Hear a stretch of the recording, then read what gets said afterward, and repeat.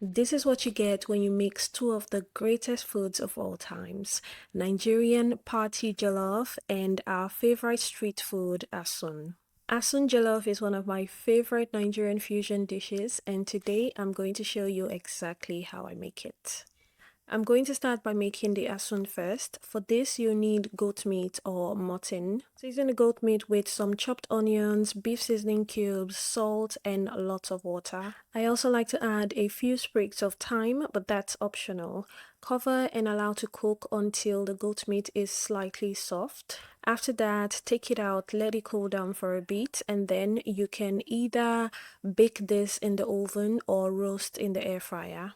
You want to roast this until it's nice and brown. It should take about 10 to 15 minutes on high heat. If you don't have an oven or an air fryer, you can also fry this, but roasting is going to give you the most authentic flavor.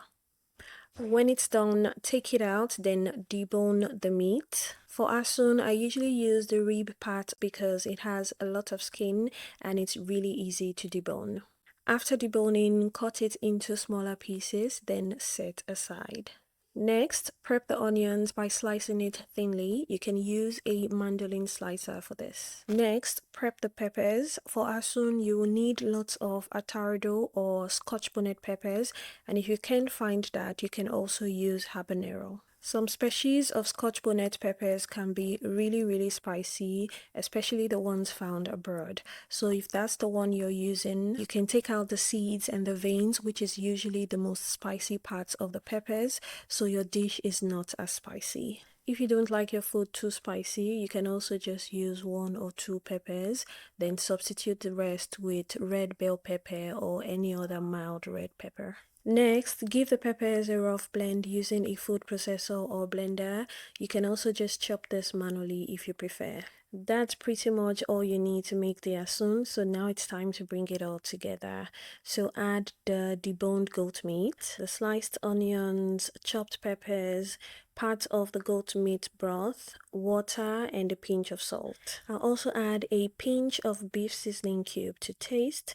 Give that a good mix, then cover and allow to cook on low-medium heat for about 10 to 15 minutes. After about 10 minutes, the onions would have softened, so give it a good mix and the delicious asun is ready. Set the asun aside so you're not too tempted to finish it while you make the jollof rice. We'll start with the base for the jollof rice as always, so get some bell peppers, tomatoes, and onions. Because the asun is already spicy, I won't be adding any more hot pepper to the base so the dish is not too spicy.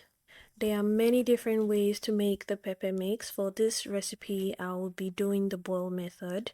So I'll get everything nice and clean, then cut into smaller chunks, transfer to a blender and blend until smooth. Transfer to a pot to reduce to get rid of most of the water until it's nice and thick. It should take around 30 to 40 minutes. When that's done, take it out and save for later. Next, in a wide pot, heat up a little oil, then add some finely chopped onions. Fry the onions for a couple of minutes until it's soft and fragrant, then add the tomato paste or tin tomato. As I always say in all of my jollof rice recipes, you want to make sure you fry the tomato paste really well.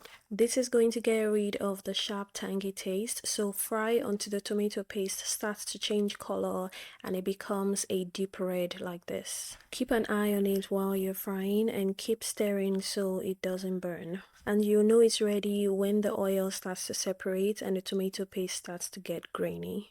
Now it's time to add the boiled down tomato pepper mix from earlier. Give that a good mix and fry for a couple of minutes. Now it's time to season. For seasoning, I'm using some thyme, curry powder, salt, a little beef seasoning cube, and bay leaves. Mix to combine, then add the remaining goat meat broth we made from boiling the goat meat. If you don't have enough, you can substitute with some beef broth or even water. Give everything a good mix, then cover and allow this simmer on low heat for a couple of minutes while you prepare the rice. I'm using golden sella basmati rice for this recipe because I like the way it looks and tastes, but you can also use long grain parboiled rice to keep it more authentic. Wash the rice a couple of times with warm or hot water until the water runs clear. This is going to help get rid of any excess starch so the rice isn't sticky when it's done. To everyone who asked for the link to this rice washing bowl in my previous jollof video, the link to the bowl is on my Amazon storefront and you can find that link in the description box of this video or just search Kiki Foodie's Amazon storefront on Google. After mixing the washed rice with the sauce, add the remaining water. The water should just sit slightly above the rice. Cover with foil paper. This will help trap the steam so the rice can cook with very little water. But if you don't want to use foil paper, just add a little more water to the rice, then cover with a tight lid and cook for about 40 to 45 minutes. To get that smoky jollof rice taste, I usually cook on high heat for the first 20 minutes, then midway into cooking, I lower the heat and just allow it continue cooking for an additional 20 to 25 minutes. Also, if you want your jollof rice to have the smoky taste, it's always best to use a cast iron or a stainless steel pot. When the jollof rice is done and well mixed, add the prepared asun, give it one final mix and your glorious asun jollof is ready. As I mentioned earlier, this is one of my favorite Nigerian fusion dishes to make.